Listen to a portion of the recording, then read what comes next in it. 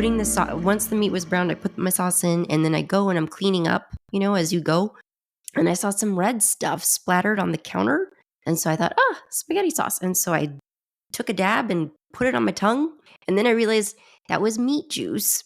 Yeah. That I put on my tongue. And I was like, oh my God, I'm going to die. So I was like rinsing water in the sink. And I was like, do we have any Listerine? And Alex is like, no. I'm like, oh my God. Old blood from ground beef doesn't look anything like spaghetti sauce, Valerie. Well, it was red. No. I don't see how you made that mistake. It was red enough. Different consistency, different. I just thought it was I just thought it was a splatter. I thought it was a splatter. Anyway, I don't know what's gonna happen to me later, so I'm gonna have food poisoning in the middle of the night. Zombies. This is how zombie outbreaks happen. Am I gonna become a vampire because I've had the taste of blood? Okay, all right. Hello and welcome back. This is Don't Watch at Night, a spooky little podcast dedicated to Latin American and Spanish language horror. I'm your host, Valerie. And I'm Veronica. How you doing, Ron? Okay. I actually just finished watching this movie like 45 minutes ago, and then I took like a 30-minute nap. So just waking up from that. Just a long weekend? Yeah, I didn't have time to watch it last night like I originally planned because I had to do my choreo notes for today's class. I started it last night and finished it this morning because I was getting sleepy. I'm sick, obviously, as those of you listening might be able to tell. I've been sick all this weekend. And I was remembering it was about this time last year that I also got this level of sick where I'm just like downing bottles of Dayquil. So it's a seasonal thing that hits me every October. So I have that to look forward to. I've watched the Frankenstein trailer. I don't know how many times now. So many times. I'm so excited. Guillermo del Toro's Frankenstein, guys, which will be coming out October 17th. So at the time that this episode drops, which will be October 13th, it'll be getting limited release in theaters October 17th. If you can get out to go see it, you should go see it. Have you heard about that? What is it called? Good Boy? Yeah. I haven't watched a trailer on it though. Are you going to go see it? I don't know. Does the dog die? Everybody's like, if something happens to the dog, I don't want to see it. Yeah, I don't know. The people can all get killed, but I haven't watched a trailer on it, so I don't know. But I've heard about it. I would want to watch it just out of curiosity for how you do that. A horror movie from the perspective of a dog. Of a dog, yeah. I had heard of it, and I've seen obviously like the premiere nights where the dog has made a cameo at the premiere nights, and so he's a very sweet little dog. He looks cute. Robert says there's a site that says, "Does the dog die?" where like you could plug in the name of any movie and it'll tell you if the dog, and presumably any animal, I'm assuming. I mean, I'm guessing if he's the main character or the POV character, maybe he makes it. One would think, one would hope. We are, by the time that, as we're recording and also at the time that this episode will publish, we are in spooky season. So happy spooky season, everybody. Not by any planning on our part, because Veronica and I haven't figured out how to do that yet for this show. We have kind of made this month unofficially a whodunit month. This is sort of shaping up to be a month where we're looking at murder mysteries, so to speak. So we have what we're going to be talking about today. And then we also have our book club episode, which we'll also mention again at the end of this episode, where we're going to be talking. That book is also another whodunit, another murder mystery. We do also have a special Patreon episode dropping this month for our Patreon family. And that's going to be all on Silence of the Lambs. So that will have already been released by the time that this episode posts. If you're not part of our Patreon, you should join. It's free to join and you get access to this stuff. So go for it. Oh, I was going to tell you, let me go ahead and do my screen share, because on topic of whodunits, we are linking for you guys a fun little link from movieweb.com that was posted in April of this year, so a few months back. But this is 7 best whodunits to stream right now on Netflix. Number 7 being The Residence, which is really great. And at this point now we know it has not been renewed. And that's unfortunate because it was really awesome. Shonda Rhimes, Agatha Christie style mystery set in the White House. If you haven't checked that out yet, do watch it. Even though we know it doesn't continue on past the season, it was fun. And honestly, I would rewatch it. Also, number 6, The Perfect Couple. Isn't that the one with, that's the one with Nicole Kidman. Ron, did you ever see that? Mm-mm. But Nicole Kidman's in that. It's like an ensemble cast. Liev Schreiber is the other big name in that one. That one looks more, I don't know, just based on that picture Photo. that I'm seeing, that photo, it looks more soap opera. I can't talk today. Soap opera-y. Well, and it looks like it's a mini series, so it's a couple episodes. Yeah, getting ready to marry the man she loves, but on the night before the wedding, Amelia's best friend is found dead. As far as like whodunits, I liked her in, what was the name of that Big Little Lies? Big Little Lies, I think is what it was, on HBO. That was a good one. Number 5, A Good Girl's Guide to Murder. Now, Ronnie, I have this book. I bought this book. I've seen the book. I've not read it. I've started the book. I haven't. It's the book I pick up whenever I'm in between books, so I'm not working my way through it fast. It is interesting, but it also strikes me as like it's definitely geared towards a younger crowd. Yeah. Was that a scream on your side? I just heard somebody in the house. I don't know. Okay. Okay. The dog busted in here because Robert went to the grocery store, so he's bereft. So okay. I'd have to. I can't reach the door because I'm all plugged into. It's okay. I thought I heard a scream. I was like, what? Okay. Yeah. So yeah, it definitely is geared towards younger people. Like the main character is a 17-year-old named Pip. And so, you know what? Like I didn't even pick up. So I'm in the book. I've read part of it. I didn't even pick up that this is a small English town. Makes sense because her name's Pip, but I didn't immediately pick that up in the plot so far. Yeah. I do want to see this one. I am interested. But I want to finish the book first before I do that. Number 4 is the movie we'll be talking about today, A Deadly Invitation, Mexican dark comedy. Number 3, Glass Onion, Knives Out mystery. Ron, have you ever seen any of the Knives Out movies? I saw the first one. I haven't seen this one, which I need to watch because I know now they're coming out with a third one. Yes. This one's fun too. By far and away, the first one is still my favorite though. Number 7. Oh, this is one that's come up, I think, in our searches for movies, Ron. So I think this might be a good one for the next time we do like a Step Outside Spanish Language. This is 7 Women and a Murder, and it's an Italian film. Oh, okay. I think I just saw that on my, because now my Netflix homepage is dominated by for the show things. For the show. Foreign language films, yeah. So 7 Women and a Murder is number 2. Because I know I've seen that photo too. Yeah, and then number 1 is A Simple Favor. I've not seen A Simple Favor. Blake Lively, what's her face, Anna Kendrick. I don't have a strong feeling for either one of these actresses, and you know, I don't mean to call. I'm not trying to hate on anybody. I don't feel one way or the other about them. So them in a movie, they don't really pull me. No. But, so those are there, and as far as I know, those are still on Netflix. All of those are fairly recent releases. So if you can check those out, we'll link that for you guys. We will be discussing spoilers up top and throughout, so if you haven't seen this movie and you think you might want to see this movie, you might want to go see this movie before listening to the rest of us rattle on for the next however long. All right, so we watched A Deadly Invitation, which was actually released in 2023. I'm not going to read the synopsis from IMDb because it doesn't match the actual movie. So I'm going to read from a little snippet off Rotten Tomatoes, which says, a true crime enthusiast is ensnared in her high society sister's murder. With a villa full of posh suspects, it's up to her to find the culprit. Directed by J.M. Cravioto and Josh Greenfield, and starring Maribel Verdú, Manolo Cardona, Stephanie Cayo, Regina Blandón, José María de Tavira, Aaron Diaz, Juan Pablo de Santiago, Pedro Damian, and Helena Rojo. Miss Valerie, what were your initial... You said you watched it... You broke it up, right? I broke it up last night and some this morning, and I just finished it maybe now close to an hour ago. Yeah. I mean, it's sweet. It's sweet. Like, as somebody who... I have seen the Knives Out movies. I've also seen the other movies that this reminds me of is... Did you ever see Adam Sandler and Jennifer Aniston in Murder Mystery? I think that's the name of the movie, Murder Mystery. There's Murder Mystery and there's Murder Mystery 2, and it's like a comedy whodunit. You should. Those are fun. It reminds me of that. It's reminiscent of that. It's a little bit, because this is adapted from a book, guys. This is what's the name of the book, Ron? Carmen Posada's Invitación a un Asesinato. Mm-hmm. Yeah, so it's adapted from a novel, and I feel like what that means usually, and in this case, Also, I feel like we're missing a little bit of the world building that comes with a story told through a book. I was supposed to believe these people were all sinister right off the bat, and I just didn't. I didn't read any of them as particularly dangerous.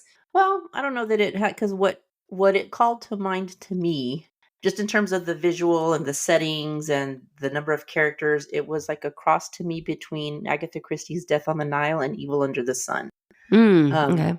So like in those movies, if you watch them, like none of the characters are necessarily sinister. They're all just normal people from different walks of life that are just Yeah. kind of all find themselves conveniently located in the same location. So that's kind of what it called to me. In fact, Mhm. when I was watching it, I was like, I was looking to see if they would pull like any actual twists or ideas from either one of those movies. Yeah, yeah.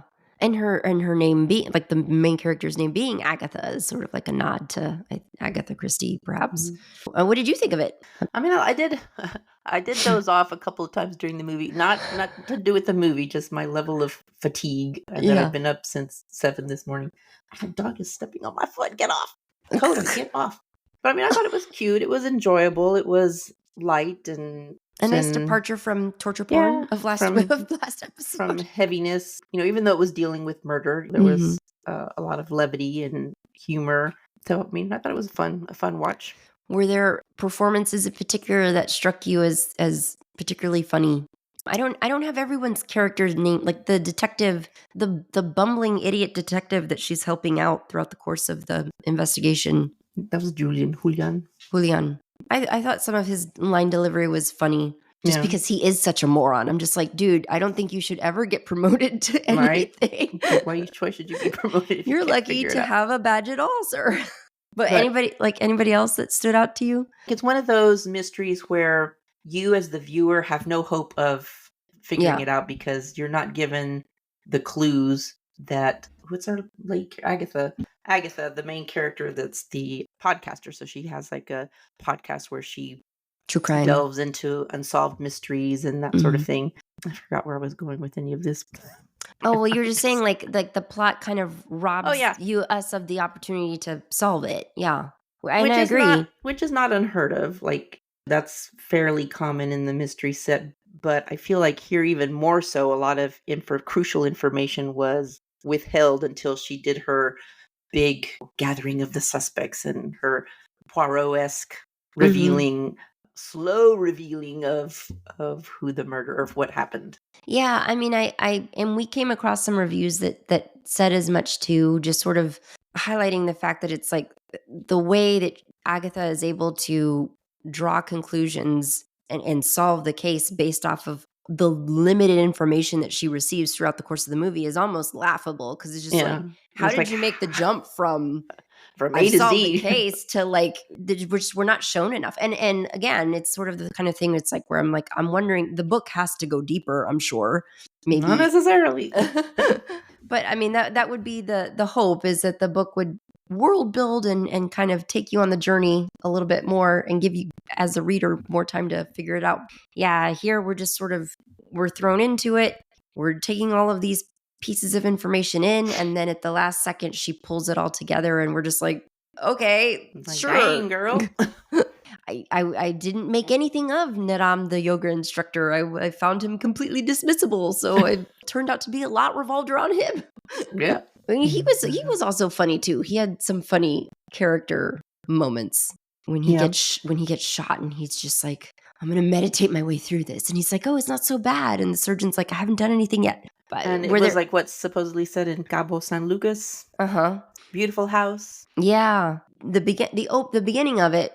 For those of you who might need this information, who is it? Her sister Olivia, right? Olivia. Mm-hmm. Olivia is her older. Some reviews are saying half sister, Half sister. That's older what I half thought. sister, who's kind of estranged from her. They haven't talked to each other in like or seen each other in like 5 years or something. She invites Agatha and turns out a bunch of other people to her yacht for a weekend for unknown reasons. She lures everybody there and has a dinner with them. And at the dinner, a typical murder mystery setup where she's invited everyone to dinner. They don't know why they're all there.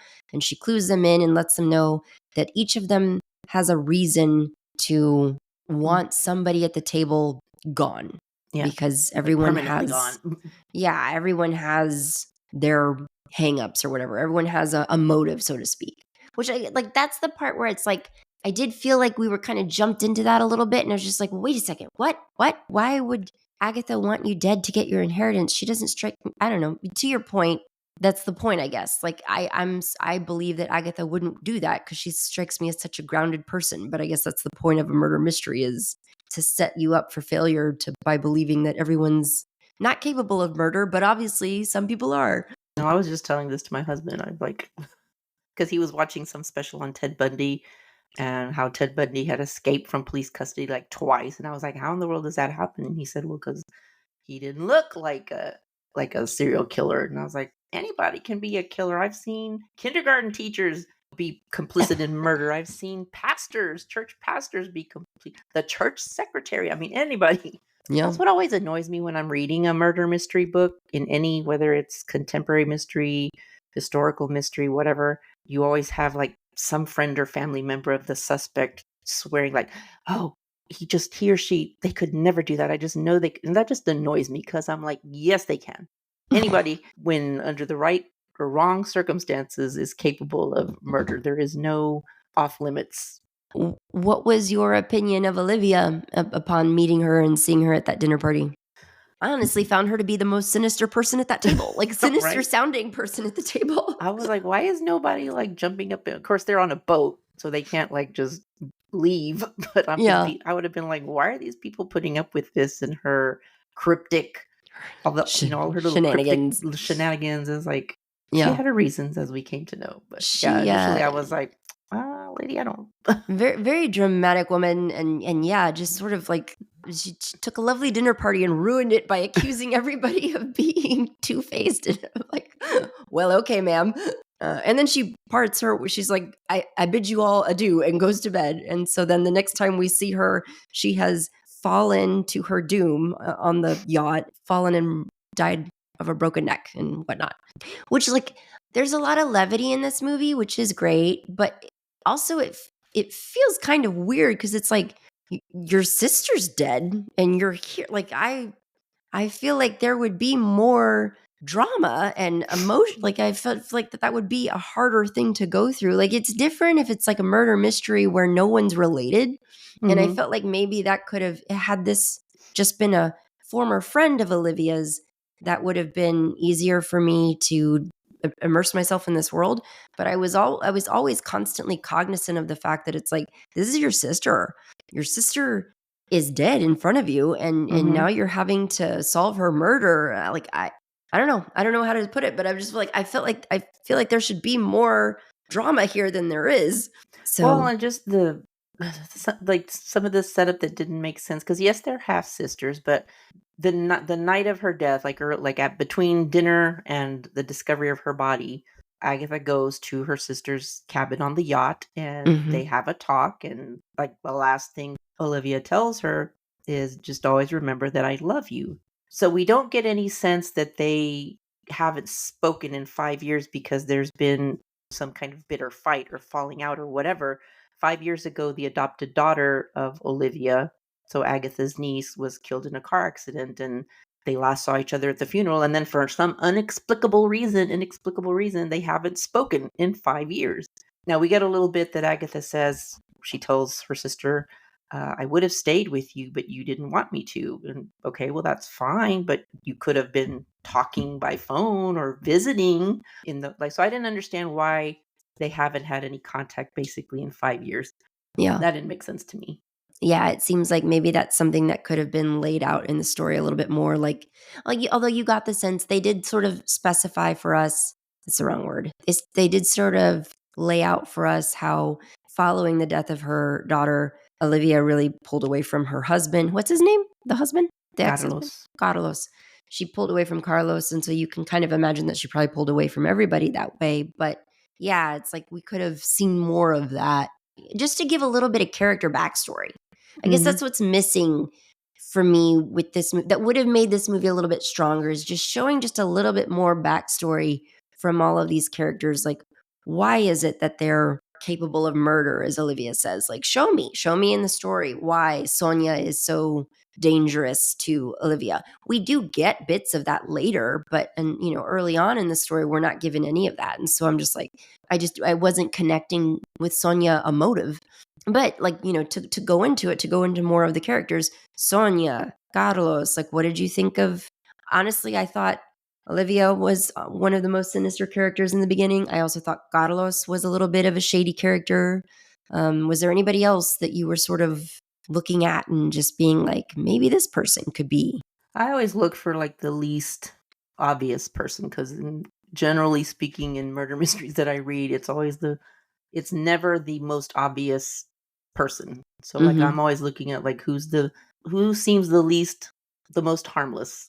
Yeah. Because that's generally almost always who it is. Yeah. Now I have to ask a question, because this may have been one of the bits where I dozed off and I missed it. But when Agatha goes back at night to the yacht and she finds the doctor, what was his name?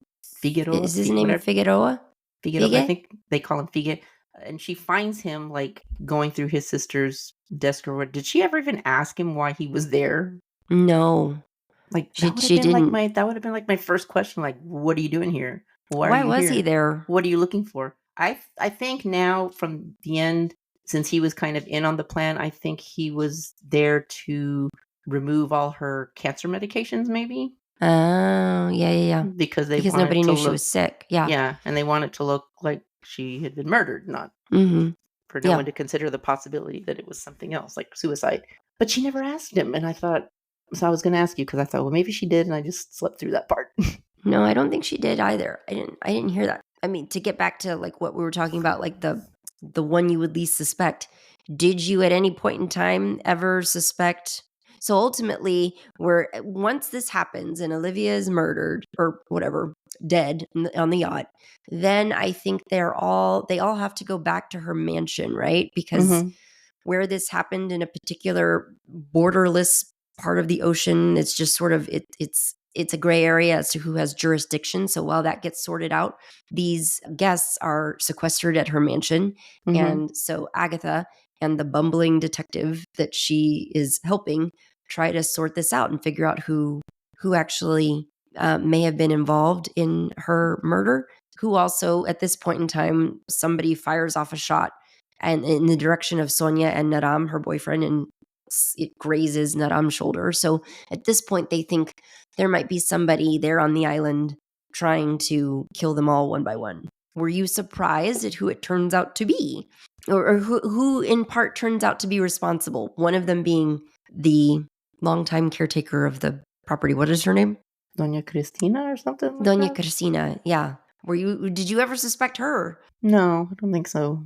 Truly, I did not. I did not even consider her at all.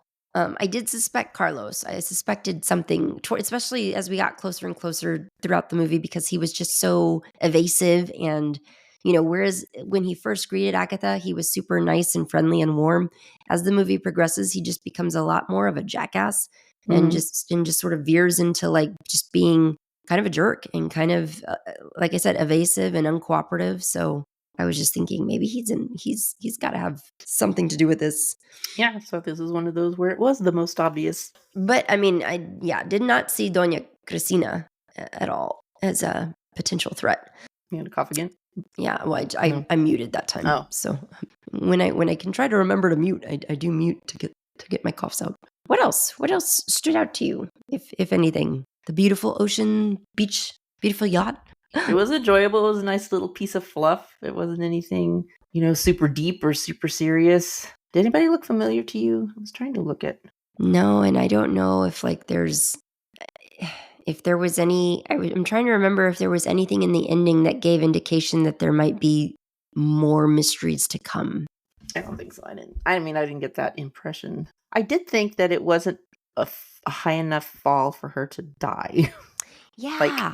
Because all she does is fall. You might have just broken a leg, and then what would you have done? Right. It's like all she does is fall from the second story of the yacht to the first story of the yacht. And I'm like, I don't think you die. Like, I don't know. So what happens is the Dr. Figueroa.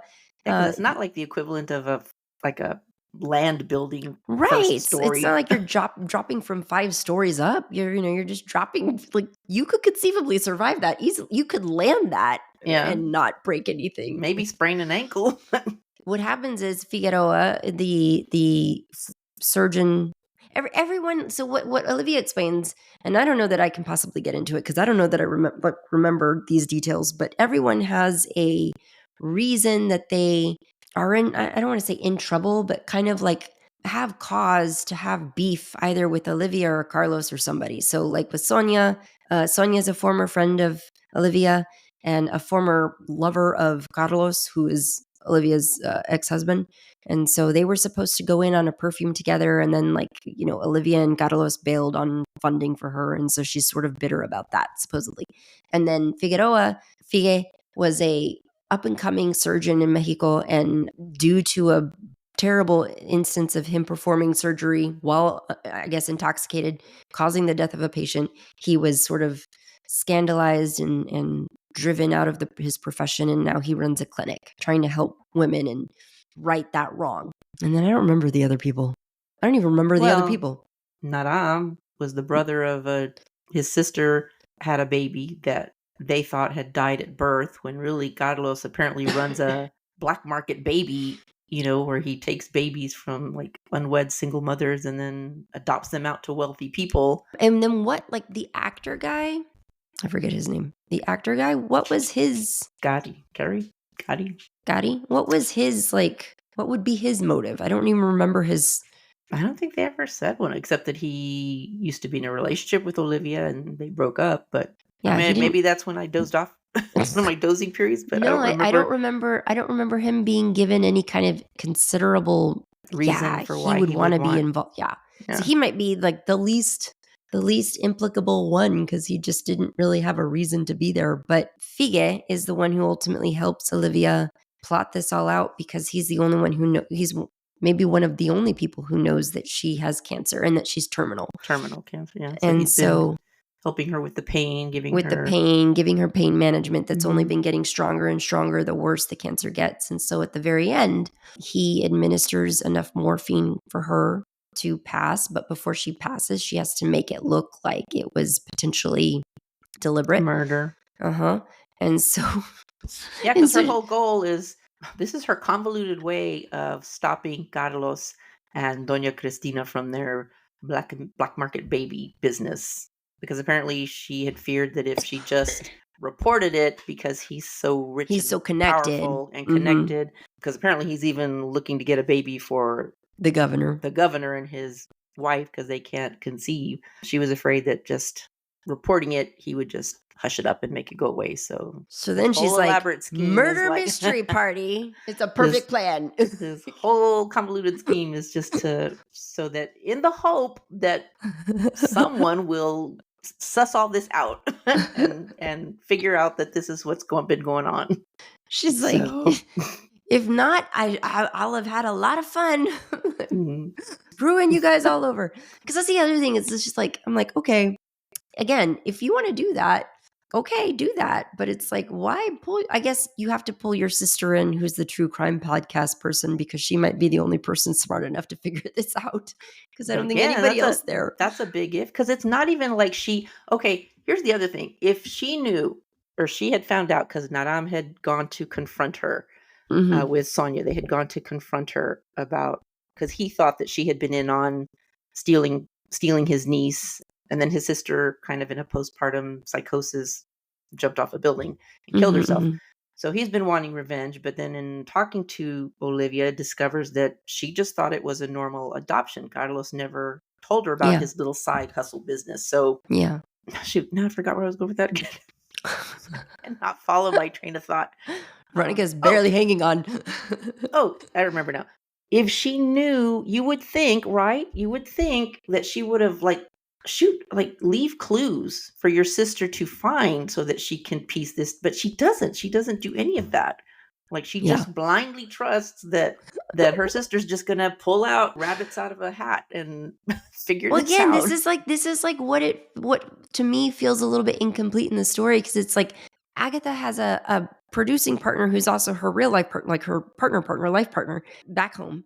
She's occasionally getting to, there's no cell phone reception where they are because the cell phone tower was blown out deliberately. Again, all part of Olivia's master plan. Agatha has to go somewhere else, another island, perhaps, a little town, to use her landline and call her partner, and whose name is Iris. All she's giving Edith is names. She's like, look up these people. And then from that, boom, she's able to solve it. And I'm like, what? All you have are names and whatever you're able to pull off the internet. But I just don't see how lines were connected. And we as the viewer weren't really given that context. And so we're just towards the end where she solves it. You're just like, sure, that sounds good to me, I guess. What she solves is that Naram, like you said, Naram's sister had a baby. The baby was taken from her, and then she was led to believe that the baby passed in childbirth and didn't make it. So driven to postpartum psychosis, she jumps off a building. He's grief-stricken. And then, oh yes, that's right. He sees in the headlines about the passing of Olivia and Carlos's adopted daughter. And when he sees photos of that adopted little girl, he realizes, oh my God, that's my niece. That's her. How he would know that, I don't really know. Cause like they just said that it was a spitting image of his sister. Yeah. So but that was 2 years. That was 2 years after he had thought she had died while being born. Yeah. So then, what? Then he concocts this elaborate scheme he sees that Olivia and Sonia are friends, and so he figures he can get to Olivia by getting to Sonia, and he knows Sonia does yoga, so he goes and becomes a yoga instructor. He's like, he's seeing the long game, Veronica. He's like, I'm going to become a yogi master, which, no small endeavor, and get certified and everything. And I'm going to play the long game and get it that way. He becomes the lover of Sonia, and that's how he enters the equation. But yeah, I just can't get over the fact that Olivia didn't leave like clues for Agatha to help her put all this together that would have been a more believable way than, like you said, her just taking these seemingly separate incidences and just like connecting them all in ways that you're like, how are you doing that? Like, how are you arriving at this conclusion based on what you know? Right. Probably the strongest scene of us being given some potentially concrete information to work off of was when she uncovered the death certificates in her sister's room on the yacht. But even that, like, we weren't given enough information. We knew that was obviously something, it was important, but we weren't given enough to go on before she just like turns it over to Iris and is just like, look up these names, and then that's it. There were little things that Agatha did as a character that really bothered me, like the amount of times that she takes off her glasses and chews on the end of them. I don't know what all the time she was taking on and putting on her glasses. It's like, well, the way that Olivia would also do that, like have her like remove her glasses when she wanted to have a real moment with her. I was starting to be like, are your glasses like a camera? Are you recording with your glasses? I mean, all that said, yes, it was like not realistic necessarily as far as murder mystery, but it was just a fun, entertaining popcorn movie to watch. So a little bit for those of you who are interested, we don't do this all the time. I'll give you a little bit of the reviews from Rotten Tomatoes. So somebody writes, it's a comedy thriller and drama hybrid in terms of genre. So it's not a bloody or violent murder mystery. Instead, it's made more of a character-based story with heart and wit. Somebody else said, this whodunit comedy tries its hand at everything in order to make something stick. In an effort to have its own cake and eat it too, this movie is able to achieve nothing. With a running time of 92 minutes, a classic setup, and familiar characters, Netflix users and casual fans of whodunits looking for something light will easily devour this. I don't agree with the reviews that say this is a bad movie. It's not a bad movie. It's an easy movie. Yeah. It's not, as Ronnie has said before, like, it's not necessarily doing anything different for the genre. It's not reinventing the wheel in any way. As a matter of fact, I think it's probably trying to just sort of follow the traditional formula. So it does that fairly well. But yeah, it's not suspenseful. But I mean, to be fair, it's not a suspenseful thriller watching Adam Sandler and Jennifer Aniston in murder mystery. It's just comedic, whereas like you've got Knives Out, which is a really suspenseful, fun, well done murder mystery. Mhm. And then you've got murder mystery, which is just fun comedy, good time. This one, it's in the same vein. I mean, it was enjoyable, hour and a half. Would you watch it again? I don't really have time to watch some movies again, even if I love it. Like, I'm still trying to get through that, and I can't remember the name of it. What was that? The National Park Warden, Eric Bana. Oh, you haven't finished it? No, I haven't You had gotta time. finish it. So I don't have time to be rewatching things, much less. Yeah, I mean, this is one that I could have it on in the background, but it's not one that I would like sit down and like actively watch. It makes me want to go rewatch. Like, if I was going to rewatch something, I would want to go rewatch Evil Under the Sun or Death on the Nile, the originals. Death on the Nile. Watch those on the light switch scale. Yeah, no lights. You can watch this one in the dark. This one's fine. It's not it's not scary. There's no jump scares. It's not suspenseful, so you'll be fine. This was almost like, it wasn't quite this, not quite this screwball, but what was that movie? Clue? Was it Clue? Yeah. Kind of more along, not that silly necessarily, but closer to that than hard-hitting mystery, murder mystery. Yeah, I mean, like, Clue has more hijinks. Like, it's just, Clue is and this one is just sort of, again, as has been the case of the last couple of movies we've watched, I felt like this one was also kind of slow to build. I feel like my voice is getting worse, Ryan. I'm sorry. Is it sounding worse? Yeah. Okay, sorry. We'll be wrapping up. Is it sounding soon. worse? Yeah. Our next episode coming up in October will be our 60th episode. 60th episode. And it'll be our book club episode. We're going to be discussing Suburban Dicks by Fabian Nicieza. That's another. Nicieza. Suburban Dicks is what this is the book. And it's another whodunit as it's shaping up to be. I am reading it. I have started it. So cocktails and discussions are going to be in full swing for that episode. And if you are part of our Patreon, you get that episode early because you get it as a video episode. Video episodes come once a month to our Patreon family, and they usually come a day early. So we encourage you guys to join Patreon if you haven't already. It's free to join. $3 tier gets you a lot of extras, including, and this is news to Ronnie too. She's just now hearing this information, but we are planning a gift, a holiday gift for our $3 Patreon people. We are taking all of our recipe cards over all of our book club discussions, and we're pulling all of those into a cocktail book that we are going to ship to our $3 Patreon folks. So it'll be the Don't Watch at Night book club cocktails. Anyway, look forward to that if you are part of our $3 tier. And if you're not yet and you want to be, go join us. We have linked Patreon for you in our show notes. Okay, well, I guess that's it for right now, guys. We will see you later this month with more whodunit goodness. Thank you so much for listening, and we'll see you next time. Bye. Don't Watch at Night is a Nest production hosted by me, Veronica, and Valerie. Editing by Valerie. Music by Omar Chakor. Production support for this episode provided by Lorenzo Villarreal and Alex Street. Listen to new episodes of Don't Watch at Night every other Monday, and don't forget to give us a rate and review. It's the best way to help us grow. Hi friends, it's Valerie, and I'm just dropping in really quick to let you know that I've written another book. Just in time for spooky season, A Song for Adelita is out now. It tells the haunting story of a family's tireless search for truth and betrayal that they'll uncover along the way. This is a book that incorporates Las Soldaderas as well as the Rio Grande Valley here in Texas. It's a story that I'm very proud of, so if you're looking for a new ghost story to read this season, pick up a copy of A Song for Adelita, available now on Barnes & Noble, Bookshop, and over on Amazon. Ebook on Amazon. And thanks for supporting independent books like mine.